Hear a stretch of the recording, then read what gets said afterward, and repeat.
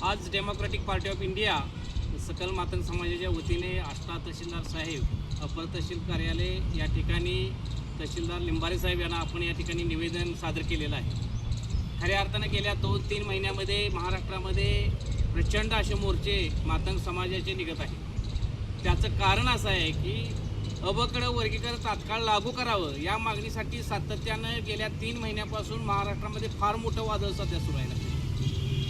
SC जे schedule caste आहे त्याच्यामध्ये 59 जाती असणाऱ्यामध्ये जो समाज वंचित आरक्षणापासून राहिलेला आहे त्या समाजाला उपवर्गीकरणाच्या द्वारे आरक्षण मिळावं या मागणीसाठीचं आंदोलन महाराष्ट्रामध्ये पेटलेलं आहे। लक्षात घ्या, या देशाच्या 6 खंडपीठाच्या न्यायाधीशांनी जो निर्णय दिला आहे की राज्यानं उपवर्गीकरण लागू करावं यासाठी गेले 1 वर्ष झाला हा सुप्रीम कोर्टानं जो निर्णय दिला आहे त्याची राज्य शासन का अंमलबजावणी करत नाही हा प्रश्न आम्हाला पडला आहे। का राज्य शासन इथल्या SC मधील लोकांच्यामध्ये दंगली भडकाव्यात याची वाट शासन पाहतंय का काय असा प्रश्न आम्हाला या ठिकाणी पडलेला आहे।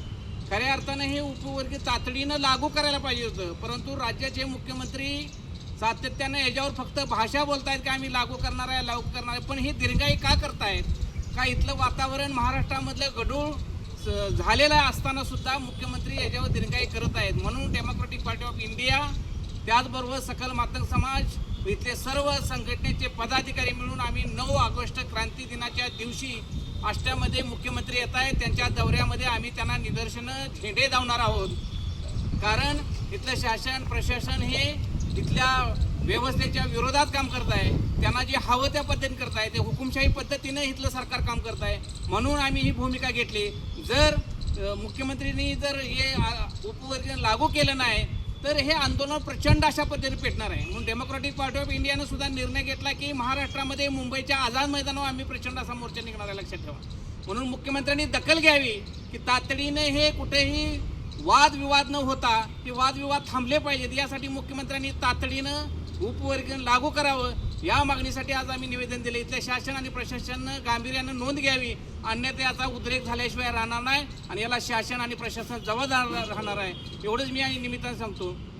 या निवेदन देण्यासाठी पश्चिम महाराष्ट्राचे अध्यक्ष सतीश लोंढे, रोहित लोंढे, त्या अविनाश बल्लाल, दत्ता वारे, त्याचबरोबर गणेश गस्ते आणि येथील सर्वच पदाधिकारी, आष्टा शहराचे अध्यक्ष माननीय अनिल, त्याचबरोबर इथं सर्वच कार्यकर्ते, पंडित मोरे, त्याचबरोबर इथं असणारे सर्वच कार्यकर्ते, या ठिकाणी संतोष वारे, शिवाजी कांबळे, हे सर्वच कार्यकर्ते आणि पदाधिकारी या ठिकाणी उपस्थित आहे। एवढंच मी या निमित्तानं सांगतो। थांबतो। जय भीम, जय बुद्ध, जय भारत। आष्टा येथील अण्णासाहेब डांगे शैक्षणिक संकुल या ठिकाणी कार्यक्रमाच्या निमित्ताने महाराष्ट्र राज्याचे मुख्यमंत्री देवेंद्र फडणवीस येणार आहेत। SC आरक्षणाचे ब-ड वर्गीकरण तातडीने लागू करण्यासाठी DPI पक्ष व सकल मातंग समाजाच्या वतीने मुख्यमंत्री देवेंद्र फडणवीस यांना काळे झेंडे दाखवून निदर्शने करण्यात येणार आहेत। सध्या महाराष्ट्रामध्ये उपवर्गीकरण तातडीने व्हावे यासाठी गेल्या 2 ते 3 महिन्यापासून संपूर्ण राज्यभर मातंग समाजातील सर्वोच्च पक्ष संघटना व समाजाच्या वतीने प्रत्येक जिल्ह्यामध्ये लाखोच्या संख्येने समाज बांधव,